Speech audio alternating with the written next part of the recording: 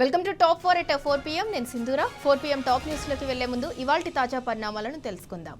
ఛత్తీస్గఢ్లోని నారాయణపూర్ జిల్లాలో జరిగిన భారీ ఎన్కౌంటర్లో 30 మంది మావోయిస్టులు నేలకొరిగారు. కమిటీలు కమిషన్ల పేరుతో కాలయాపన చేస్తూ 6 గ్యారంటీల అమలును పక్కన పెడుతున్నందుకు కాంగ్రెస్ ప్రభుత్వ ప్రయత్నాలను చూస్తూ ఊరుకోమని కేటీఆర్ హెచ్చరించారు. నిర్మల్, జగిత్యాల జిల్లాల్లోని కొనుగోలు కేంద్రాల్లో అకాల వర్షానికి ధాన్యం తడిసి ముద్దైంది. తడిసిన ధాన్యమంతా ప్రభుత్వమే కొనాలని రైతులు డిమాండ్ చేస్తున్నారు. ఇక మరో 4 రోజుల్లో నైరుతి రుతుపవనాలు కేరళ తీరాన్ని తాకనున్నట్లు వాతావరణ శాఖ అధికారులు తీపి కబురు చెప్పారు. రైట్, ఇయాల టాప్ 4 న్యూస్ ఒకసారి చూద్దాం. టాప్ 1 బ్రేకింగ్ న్యూస్ చూస్తున్నాం. ఛత్తీస్గఢ్ ఎన్కౌంటర్ లో 30 మంది మావోయిస్టులు హతమంటూ టాప్ 1 న్యూస్. ఇక టాప్ 2 అవినీతి కమిషన్ల నుంచి దృష్టి మరల్చేందుకే కమిషన్ నోటీసుల డ్రామా అంటూ కేటీఆర్ మండిపడ్డారు. దానికి సంబంధించి టాప్ 2 న్యూస్. టాప్ 3 కొనుగోలు కేంద్రాల్లో తడిసిన ధాన్యం ప్రభుత్వమే కొనాలని రైతులు అయితే డిమాండ్ చేస్తున్నారు. దానికి సంబంధించి టాప్ 3 న్యూస్. ఇక టాప్ 4 మరో 4 రోజుల్లో కేరళ తీరాన్ని తాకనున్న నైరుతి రుతుపవనాలు అంటూ టాప్ 4 న్యూస్.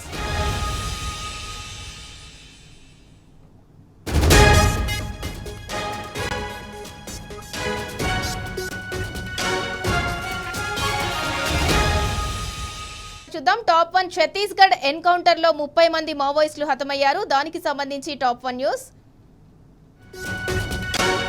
టాప్ 2 అవినీతి కమిషన్ల నుంచి దృష్టి మరల్చేందుకే కమిషన్ నోటీసుల డ్రామా అంటూ బీఆర్ఎస్ వర్కింగ్ ప్రెసిడెంట్ కేటీఆర్ మండిపడ్డారు. దానికి సంబంధించి టాప్ 2. ఇక టాప్ 3 కొనుగోలు కేంద్రాల్లో తడిసిన ధాన్యం ప్రభుత్వమే కొనాలని రైతులైతే డిమాండ్ చేస్తున్నారు. ఇక టాప్ 4 మరో 4 రోజుల్లో కేరళ తీరాన్ని తాకనున్న నైరుతి రుతుపవనాలు అంటూ ఇప్పటి వరకున్న టాప్ 4 న్యూస్.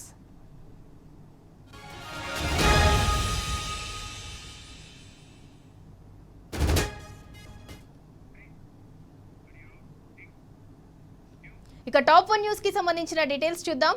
ఛత్తీస్గఢ్ లో మరోసారి భారీ ఎన్కౌంటర్ జరిగింది. నారాయణపూర్ జిల్లాలో భద్రతా బలగాలు మావోయిస్టుల మధ్య ఎదురుకాల్పులు జరిగాయి. అబుజ్మడ్లోని బటైల్ అడవుల్లో జరిగిన ఈ ఎన్కౌంటర్లో మావోయిస్టు పార్టీ జాతీయ కార్యదర్శి కేశవరావు సహా 30 మంది మావోయిస్టులు, ఒక జవాన్ మృతి చెందారు. మరి కొంతమందికి గాయాలయ్యాయి. మాత్ ప్రాంతంలో పెద్ద ఎత్తున మావోయిస్టులు ఉన్నట్లు సమాచారం రావడంతో భద్రతా బలగాలు ఆపరేషన్ చేపట్టాయి. ఈ ఆపరేషన్లో బీజాపూర్, నారాయణపూర్, దంతెవాడ డీఆర్జీ బలగాలు పాల్గొన్నాయి. ఉదయం నుంచి భద్రతా బలగాలు మావోయిస్టుల మధ్య ఎదురుకాల్పులు కొనసాగుతున్నాయి.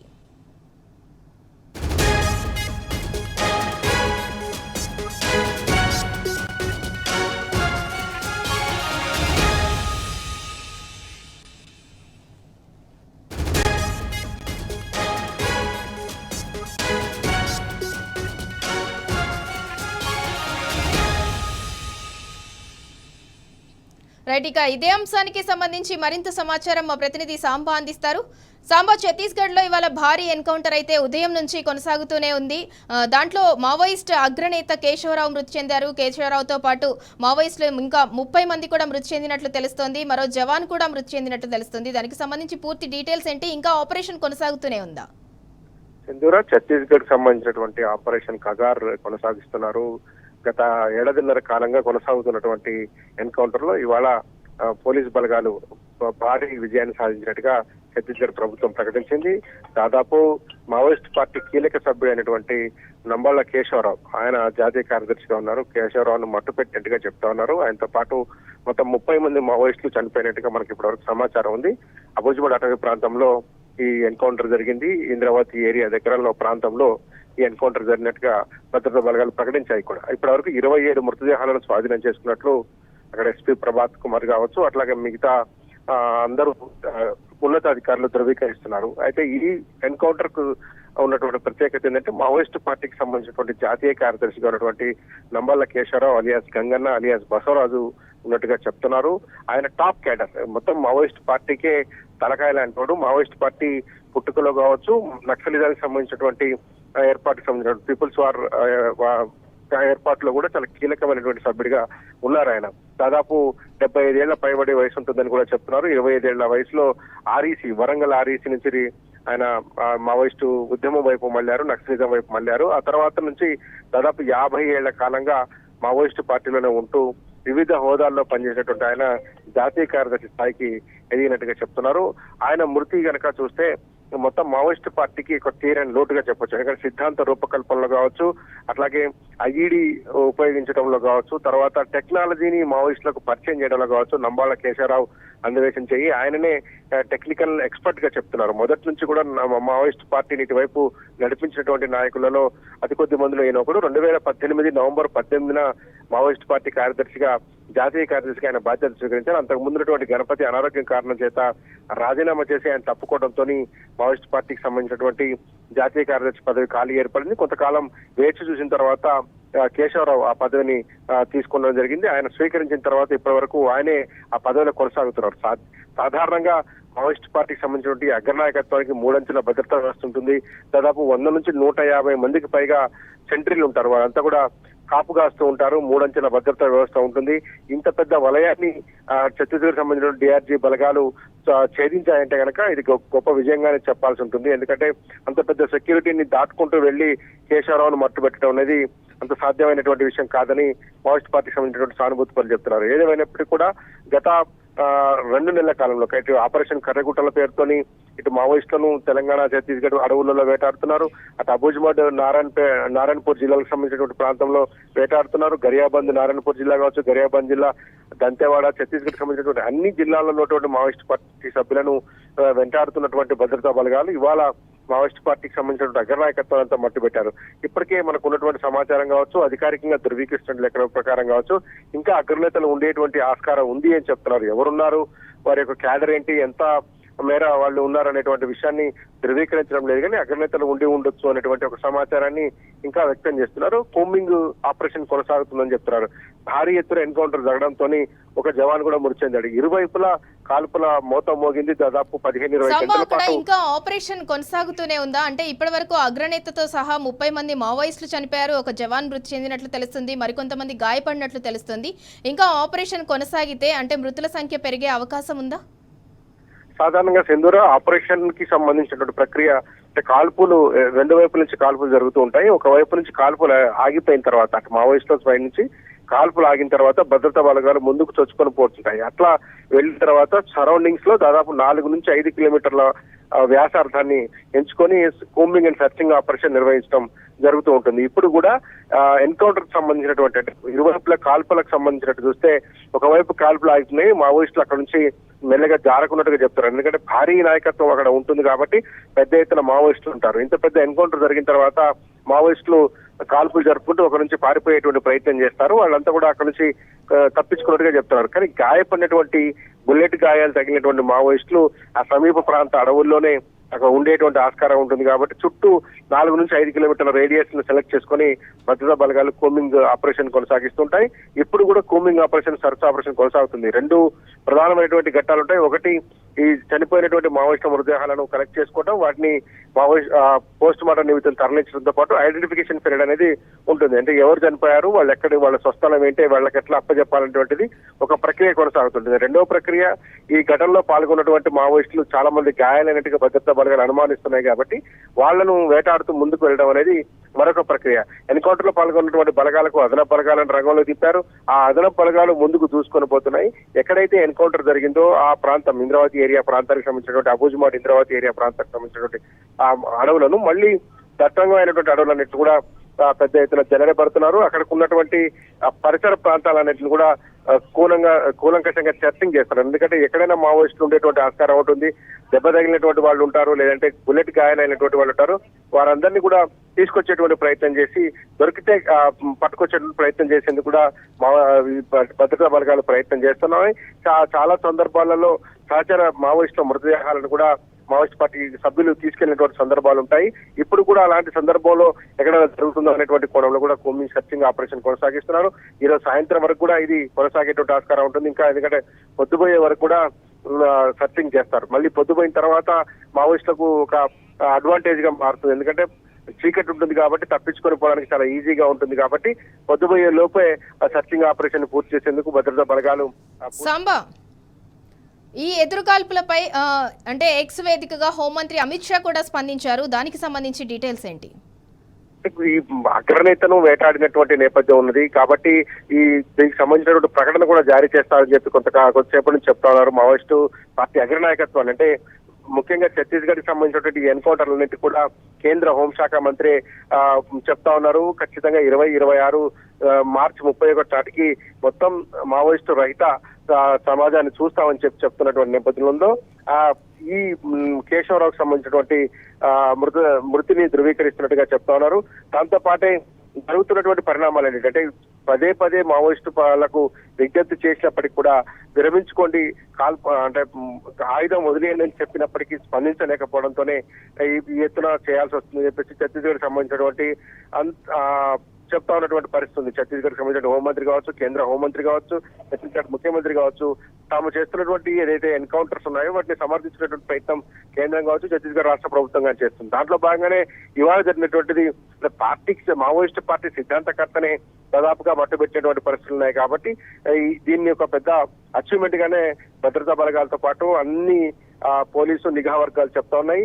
నమ్మోళ్ళ కేశవరావు లాంటి మాస్టర్ బ్రెయిన్ ని అంతమొందించడం అంటే దాదాపు మావోయిస్టు పార్టీని అంతమొందించినట్టుగా భావిస్తున్నట్టు పోలీసు వర్గాలు చెప్తున్నాయి. కాబట్టి హోంమంత్రి స్పందిస్తున్నారు, సెంట్రల్ హోమ్ మినిస్టర్ స్పందిస్తున్నారు, దాంతోపాటు నిఘా వర్గాలు స్పందిస్తా ఉన్నాయి. అట్లాగే ఎస్పీలు ఎవరైతే ఈ ఎన్కౌంటర్ మొత్తాన్ని పర్యవేక్షిస్తున్నారో బస్తర్ ఐజీ సుందర్ రాజు ఉన్నారో వారు స్పందిస్తున్నారు. అంటే మొత్తం ఎన్కౌంటర్ ఎగ్జిక్యూషన్ ఎట్లా జరిగింది అనేటువంటి విషయాన్ని కూడా ఒకసారి గమనించాల్సి ఉంటుంది. అగ్రనాయకత్వాన్ని మట్టుబెట్టి సాధారణంగా ఆ సెంట్రల్ కమిటీ సభ్యులు చనిపోయినప్పుడే 20-30 బాడీస్ పడుతుంటాయి. ఎందుకంటే సెంట్రల్ కమిటీ సభ్యులకి ఆ స్థాయిలో సెక్యూరిటీ ఉంటుంది. అట్లాంటిది మావోయిస్ట్ పార్టీ కేంద్ర కమిటీ జాతీయ కార్యదర్శిగా ఉన్నటువంటి నమ్మల కేశవరావు లాంటి వ్యక్తిని వేటాడడం, అది కూడా మావోయిస్టుల వైపు నుంచి 30 మంది మరణిస్తే జవాన్లు కేవలం ఒకరు మాత్రమే మరణించారు, ఒక ఇద్దరికి గాయాలైనట్టుగా చెప్తా ఉన్నారు. అంటే అతి తక్కువ ప్రాణ నష్టంతో పాటు చాలా పెద్ద సక్సెస్ సాధించినటువంటి భద్రతా బలగాలను అభినందిస్తున్నారు. హోంమంత్రి అభినందిస్తున్నారు, ఛత్తీస్గఢ్ రాష్ట్ర ప్రభుత్వం అభినందిస్తుంది. ఇంత పెద్ద అచీవ్మెంట్ ని సాధించారు కాబట్టి ఈ మొత్తం వేట ఆపరేషన్ కగారుకు సంబంధించినటువంటి వేటలో ఇది ఒక మలుపుగా చెప్తా ఉన్నారు. మావోయిస్ట్ పార్టీని మొట్టబెట్టడం అనేటువంటి అంశంలో జరుగుతున్నటువంటి కార్యక్రమాల్లో ఇది ఒక పెద్ద విజయంగా భావిస్తున్నారు. కాబట్టి అందరూ స్పందిస్తున్నారు, దీనికి సంబంధించిన ప్రకటనలు జారీ చేస్తున్నారు.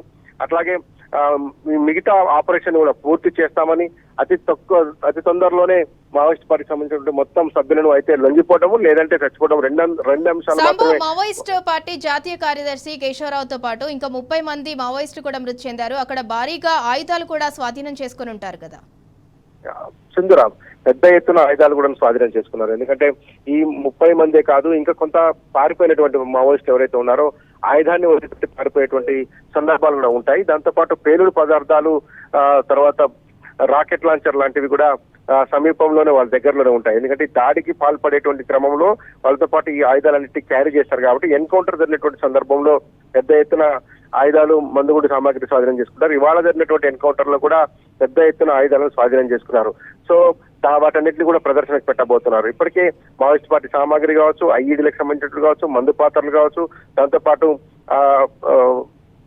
గన్లను కూడా స్వాధీనం చేసుకున్నారు. వాటన్నిటి కూడా ప్రదర్శించబోతున్నారు. ఇప్పుడు ప్రజెంట్ అయితే అక్కడ కొమ్మింగ్ ఆపరేషన్ కొనసాగిస్తున్నారు. మావోయిస్ట్ పార్టీకి సంబంధించినటువంటి మృతదేహాలను బీజాపూర్ తరలించేందుకు ఏర్పాట్లు చేస్తున్నారు. బీజాపూర్ లో రేపు ఐడెంటిఫికేషన్ పీరియడ్ నిర్వహించి ఎవరెవరు చనిపోయినటువంటి అంశాన్ని ధృవీకరించిన తర్వాత ఆ బాడీస్ ని ఆయా వాళ్ళ బంధువులకు అప్పచెప్పేటువంటి కార్యక్రమానికి శ్రీకారం చుట్టబోతున్నట్టుగా బీజాపూర్ సంబంధించిన పోలీసు వర్గాలు చెప్తున్నాయి. నిన్న రేపటి వరకు కూడా ఈ కొమ్మింగ్ ఆపరేషన్ కొనసాగిస్తామని చెప్తున్నారు. మావోయిస్టులు గాయాల పడినటువంటి మావోయిస్టులను లక్ష్యంగా చేసుకుని ఈ ఆపరేషన్ కొనసాగుతుంది. చనిపోయినటువంటి మావోయిస్టు మృతదేహాలు ఏమైనా మిస్సింగ్ ఉన్నాయి, ఎందుకంటే 30 మంది చనిపోయినట్టుగా చెప్తా ఉంటే 27 మృతదేహాలను ఇప్పటికు స్వాధీనం చేసేసుకున్నారు. మిగిలినటువంటి మృతదేహాలను స్వాధీనపరుచుకునే అంశం కావచ్చు, అట్లాగే గాయపడినటువంటి మావోయిస్టులు ఎక్కడికైనా తలదాచుకున్నారో, ఎక్కడైనా నక్కి ఉన్నారు, భద్రతా బలగాలు పూర్తి స్థాయిలో సెర్చింగ్ చేస్తున్నాయి. సాయంత్రానికి కానీ దీని మీద ఒక పూర్తి అప్డేట్ వచ్చేటువంటి ఆస్కారం ఉంటుంది. Sindhura, right, thank you Sambasivarao. Chhattisgarh లో మరోసారి భారీ ఎన్కౌంటర్ అయితే జరిగింది. అబూజ్మడ్లోని బటైల్ అడవుల్లో జరిగిన ఈ ఎన్కౌంటర్ లో మావోయిస్టు పార్టీ జాతీయ కార్యదర్శి కేశవరావు సహా 30 మంది మావోయిస్టులు అలాగే ఒక జవాన్ మృతి చెందారు. మరికొంతమంది అయితే గాయపడ్డారు. మాద్ ప్రాంతంలో పెద్ద ఎత్తున మావోయిస్టులు ఉన్నట్టు సమాచారం వచ్చింది. ఆ సమాచారం రావడంతో భద్రతా బలగాలు అయితే ఆపరేషన్ అయితే చేపట్టాయి. దాంతో కేశవరావు మృతిని అయితే ఎక్స్ వేదికగా కేంద్ర హోంమంత్రి అమిత్ షా అయితే అఫీషియల్ గా వెల్లడించడం జరిగింది. టాప్ 2 న్యూస్ కి సంబంధించిన డీటెయిల్స్ చూద్దాం. ప్రజాపాలన పర్సంటేజీల పాలనగా మారిందని బీఆర్ఎస్ వర్కింగ్ ప్రెసిడెంట్ కేటీఆర్ విమర్శించారు. ప్రభుత్వం అవినీతి కమిషన్ల నుంచి దృష్టి మరల్చేందుకే కమిషన్ నోటీసుల డ్రామా తెరపైకి తెచ్చిందన్నారు. 20 నుంచి 30% కమిషన్లు పర్సంటేజీలు ఇవ్వకపోతే తమ ప్రభుత్వంలో ఏ పని జరగదని కాంగ్రెస్ ఎమ్మెల్యేలు, మంత్రులే బహిరంగంగా చెబుతున్నారన్నారు. కమిటీలు, కమిషన్ల పేరుతో కాలయాపన చేస్తూ 6 గ్యారంటీల అమలును పక్కన పెడదామనుకుంటున్న కాంగ్రెస్ ప్రభుత్వ ప్రయత్నాలను చూస్తూ ఊరుకోమని కేటీఆర్ హెచ్చరించారు. 17 నెలలుగా పాలన చేతగాక కాంగ్రెస్ ప్రభుత్వం ప్రజల దృష్టిని మళ్లించే నాటకాలాడుతోందని ఫైర్ అయ్యారు. అందులో భాగంగానే కేసీఆర్ కు నోటీసులని మండిపడ్డారు. కాళేశ్వరంను విఫల ప్రయోగంగా చూపించేందుకు కాంగ్రెస్, బీజేపీ కలిసి కుట్ర చేస్తున్నాయని కేటీఆర్ విమర్శించారు.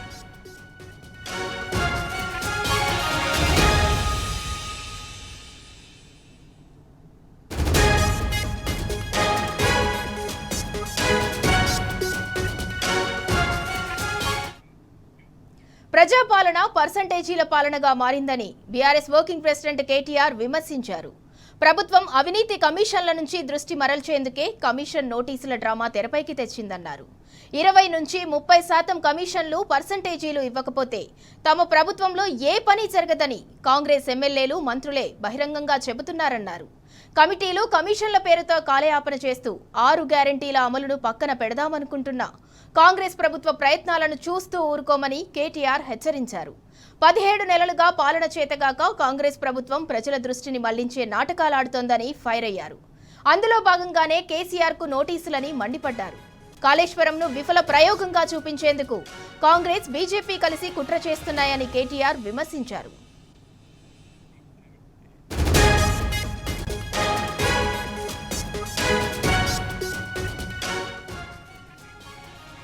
రైట్, ఇక టాప్ 3 న్యూస్ కి సంబంధించిన డీటెయిల్స్ చూద్దాం. నిర్మల్ జిల్లా రైతులకు అకాల వర్షాలు కంటి మీద కునుకు లేకుండా చేస్తున్నాయి. కొండంత ఆశతో ధాన్యం అమ్ముకునేందుకు ప్రభుత్వ కొనుగోలు కేంద్రాలకు వచ్చిన రైతులను పగబట్టినట్టుగానే కాలం పరీక్ష పెడుతోంది. నిర్మల్ నియోజకవర్గంలో ఇవాళ తెల్లవారుజామున కురిసిన వర్షానికి కొనుగోలు కేంద్రంలోని ధాన్యం అంతా తడిసిపోయింది. ఖానాపూర్ పట్టణంలోని వ్యవసాయ మార్కెట్ యార్డ్ ఆవరణలో పీఏసీఎస్ ఆధ్వర్యంలో ఏర్పాటు చేసిన కొనుగోలు కేంద్రంలోనూ ఇదే పరిస్థితి. రాత్రి కురిసిన వానకు ధాన్యమంతా నీటిపాలైంది. దీంతో రైతులంతా దిక్కుతోచని స్థితిలో పడ్డారు. ఓవైపు కొనుగోలు నత్తనడకన సాగుతుండటం, ఇంకోవైపు ధాన్యం రవాణా సకాలంలో జరగక తీవ్ర ఇబ్బందులు పడుతున్నామని అన్నదాతలు ఆవేదన వ్యక్తం చేస్తున్నారు. తడిసిన ధాన్యాన్ని ఎలాంటి షరతులు లేకుండా ప్రభుత్వమే కొనుగోలు చేయాలని డిమాండ్ చేస్తున్నారు. రైట్, ఇక ఇదే అంశానికి సంబంధించి మరింత సమాచారం మా ప్రతినిధి రాజు అందిస్తారు. రాజు, నిర్మల్ జిల్లాలో అకాల వర్షానికి అన్నదాతలైతే అరిగోస పడుతున్నారు. దానికి సంబంధించి పూర్తి డీటెయిల్స్ ఏంటి? ఇందురా ఈ అకాల వర్షాలకు తోడు ప్రభుత్వ నిలువెత్తు నిర్లక్ష్యం నిర్మల్ జిల్లా రైతులకు శాపంగా మారాయని చెప్పవచ్చు. నిన్న రాత్రి నుంచి కురిసిన వర్షాల కారణంగా వరి ధాన్యం కొనుగోలు కేంద్రాలు ఎక్కడికక్కడే వరి ధాన్యం తడిచిన పరిస్థితి కనిపించింది. ఇటు ఖానాపూర్ నియోజకవర్గంలోని ఖానాపూర్ పిఎస్సి సెంటర్ లో ఏర్పాటు చేసిన కొనుగోలు కేంద్రంలో, అలాగే మార్కెట్ యార్డులో ఏర్పాటు చేసిన కొనుగోలు కేంద్రంలో పూర్తిగా ధాన్యం నీటి పాలైన పరిస్థితి కనిపించింది. అలాగే ఇటు నిర్మల్ జిల్లాలో కూడా ఈ రోజు ఉదయం నిర్మల్ జిల్లాలో కూడా భారీ వర్షం కురిసిన పరిస్థితి. దీంతో నిర్మల్ నియోజకవర్గంలోని పలు వరి కొనుగోలు కేంద్రాల్లో కూడా ధాన్యం పూర్తిగా తడిసి ముద్దైన పరిస్థితి. అలాగే ఇటు ముదోల్ నియోజకవర్గంలోని ముదోల్తో పాటు బైన్సా, లోకేశ్వరం, కుబీర్, కుంటాల, అలాగే బాసరలో కూడా భారీ వర్షం కురిసిన కారణంగా ఎక్కడికక్కడ కొనుగోలు కేంద్రాల్లో వరి ధాన్యం తడిసి ముద్దైన పరిస్థితి. గత వారం రోజుల్లో కూడా అకాల వర్షాలు పూర్తిగా రైతులకు శాపంగా పరిణమించాయి. ఇప్పటికే ఈ తడిసిన ధాన్యాన్ని కొనుగోలు చేయాలని చెప్పేసి ముదోల్ నియోజకవర్గంలో ధర్నాలు, రాస్తారోకోలు చేసినప్పుడు కూడా ప్రభుత్వం ఏమాత్రం స్పందించిన పరిస్థితి కనిపించలేదు. అధికారులు కూడా ఏమాత్రం స్పందించలేదు. ఈ రోజు కూడా ఇటు ఖానాపూర్లోను, ఇటు నిర్మల్ నియోజకవర్గంలో, ఇటు ముదోల్ నియోజకవర్గం వ్యాప్తంగా కూడా దాదాపు జిల్లా వ్యాప్తంగా కూడా వరి కొనుగోలు కేంద్రాలు కూడా ఇదే పరిస్థితి కనిపించింది. దాదాపు నిర్మల్ జిల్లాలో మొత్తం 16 వరి ధాన్యం కొనుగోలు కేంద్రాలను ఏర్పాటు చేయడం జరిగింది. అయితే ఈ వరి ధాన్యం కొనుగోలు కేంద్రాల్లో ఈ ధాన్యం కొనుగోలు మాత్రము చాలా నెమ్మదిగా కొనసాగుతున్న పరిస్థితి కనిపిస్తుంది. పూర్తిగా జిల్లా వ్యాప్తంగా కూడా తడిసిన ధాన్యాన్ని వెంటనే కొనుగోలు చేయాలని, బేషరతుగా ఈ వరి ధాన్యం కొనుగోలు చేసి తమను ఆదుకోవాలని ప్రధానంగా రైతులు డిమాండ్ చేయడం జరుగుతుంది. అయితే అధికారులు మాత్రం ఇప్పటివరకు కూడా ధాన్యం తడిచిన పరిస్థితులు ఉన్నప్పుడు కూడా ఇప్పుడు కూడా అధికారులు కూడా ఏ ఒక్క అధికారి కూడా ఈ ధాన్యం కొనుగోలు కేంద్రాలను సందర్శించలేదు. పైగా ఎలాంటి ప్రకటన ఇటు జిల్లా కలెక్టర్ నుంచి కానీ సంబంధిత పౌర సరఫరాల శాఖ అధికారుల నుంచి కానీ వ్యవసాయ శాఖ అధికారుల నుంచి కానీ ఈ పిఐసికి సంబంధించిన అధికారుల నిర్వాహకులకు సంబంధించి కానీ ఎక్కడి నుంచి కూడా ధాన్యం కొనే విషయంలో కూడా ఎలాంటి ప్రకటన లేకపోవడంతో రైతులు మరింత ఆందోళన వ్యక్తం చేస్తున్న పరిస్థితి కనిపిస్తుంది. రైట్, థ్యాంక్ యూ రాజు. నిర్మల్ జిల్లా రైతులకైతే అకాల వర్షాలు కంటి మీద కునుకు లేకుండా చేస్తున్నాయి. నిర్మల్ నియోజకవర్గంలో ఇవాళ తెల్లవారుజామున కురిసిన వర్షానికైతే కొనుగోలు కేంద్రాల్లోని ధాన్యం అంతా కూడా తడిసి ముద్దైంది. తడిసిన ధాన్యాన్ని ఎలాంటి షరతులు లేకుండా ప్రభుత్వమే కొనుగోలు చేయాలని అన్నదాతలు అయితే డిమాండ్ చేస్తున్నారు. ఇక టాప్ 3 న్యూస్ కి సంబంధించిన మరో డీటెయిల్స్ చూద్దాం. పాలకుల నిర్లక్ష్యానికి తోడు అకాల వర్షాలు అన్నదాతకు తీరని నష్టాల్ని మిగులుస్తున్నాయి. ఆరుగాలం కష్టపడి పండించిన పంట కళ్ల ముందే నీటిపాలు కావడంతో రైతులకు కన్నీటి పర్యంతమవుతున్నారు. తెల్లవారుజామున కురిసిన వర్షానికి జగిత్యాల జిల్లా మెట్పల్లి వ్యవసాయ మార్కెట్లో ధాన్యమంతా కూడా తడిసి ముద్దైంది. మార్కెట్కు వడ్లు తీసుకొచ్చి 25 రోజులైనా కొనుగోలు చేయలేదని రైతులు ఆవేదన వ్యక్తం చేస్తున్నారు. పాలకులు అధికారుల నిర్లక్ష్యంతో తాము నష్టపోతున్నామంటున్నారు. ఇప్పటికైనా ప్రభుత్వం తడిసిన ధాన్యమంతా కొనుగోలు చేయాలని డిమాండ్ చేస్తున్నారు. లేకుంటే ఆందోళనలు తీవ్రతరం చేస్తామని కాంగ్రెస్ సర్కార్ను హెచ్చరిస్తున్నారు. రైట్, ఇక ఇదే అంశానికి సంబంధించి మరింత సమాచారం మా ప్రతినిధి సందీప్ రావు అందిస్తారు. సందీప్ రావు, జగిత్యాల జిల్లాలో అకాల వర్షాలకు అన్నదాతల పరిస్థితి ఏ విధంగా ఉంది? కొనుగోలు కేంద్రాల వద్ద అయితే ధాన్యం మొత్తం కూడా తడిసి ముద్దైంది. దానికి సంబంధించి పూర్తి డీటెయిల్స్ ఏంటి? ఇవాళ ఉదయం తెల్లవారుజామున 3 గంటల నుంచి 5 గంటల ప్రాంతంలో భారీ వర్షం కురిసింది. అందులో మెట్పల్లి ప్రాంతంలో అయితే ఇక అత్యధికంగా ఉంది. ఈ క్రమంలో మెట్పల్లి మార్కెట్ యార్డ్ లో ఉంచినటువంటి ధాన్యం మొత్తం కూడా నీటిపాలైంది. అయితే దాదాపు 20 నుంచి 25 రోజుల ఉన్నప్పటికీ కూడా ధాన్యం కొనుగోలు చేయట్లేదు. ఆల్రెడీ తూకం వేసినప్పటికీ కూడా వాటిని తరలించేందుకు ఇబ్బంది అవుతుందంటూ రైతులు ఆవేదన వ్యక్తం చేశారు. ఖచ్చితంగా తడిసిన ధాన్యాన్ని కొనుగోలు చేయాలి, లేని పక్షంలో తమంతా మళ్ళీ రోడ్డు ఎక్కుతామని చెప్తారు. ఎందుకంటే అకాల వర్షం ఎప్పుడు కురుస్తుందో అర్థం కానటువంటి సిచ్యువేషన్ ఉన్న నేపథ్యంలో ఖచ్చితంగా కొనాలి. అలాగే మొలకెత్తుతున్న విత్తనాలు, ఎందుకంటే 25 రోజులు 30 రోజులు చక్కగా ఉన్నప్పటికీ ఈ వర్షాల కారణంగా వరి ధాన్యం కూడా మొత్తం మొలకెత్తే సిచ్యువేషన్ నెలకొంది. దీంతో ఖచ్చితంగా కొనుగోలు చేయాలని అయితే రైతులు డిమాండ్ చేస్తూ ఆవేదన వ్యక్తం చేస్తున్నారు. ఇవాళ కూడా భారీ వర్షాలు కురుస్తున్న నేపథ్యంలో మరి వీరంతా త్వరగా ధాన్యం కొనుగోలు చేయాలని, ఆ టార్పలిన్ కవర్లు కూడా సకాలంలో అందజేయాలని కూడా రైతులైతే కోరుతున్నారు. ఇందూరా. రైట్, థ్యాంక్ యూ సందీప్ రావు. అకాల వర్షంతో జగిత్యాల జిల్లా రైతులైతే తీవ్రంగా నష్టపోతున్నారు. తెల్లవారుజామున కురిసిన వానతో ధాన్యం అంతా కూడా తడిసి ముద్దైంది. అంటే 25 రోజులైనా కూడా ధాన్యం కొనుగోలు చేయట్లేదని రైతులు ఆవేదన వ్యక్తం చేస్తున్నారు. తడిసిన ధాన్యాన్ని ప్రభుత్వం ఎలాంటి షరతులు పెట్టకుండా ధాన్యాన్ని అయితే కొనుగోలు చేయాలని రైతులు డిమాండ్ చేస్తున్నారు. ఒకవేళ ధాన్యాన్ని కొనుగోలు చేయకపోతే ప్రభుత్వం స్పందించకుంటే ఆందోళనలు కూడా తీవ్రతరం చేస్తామని జగిత్యాల జిల్లా రైతులైతే చెప్తున్నారు.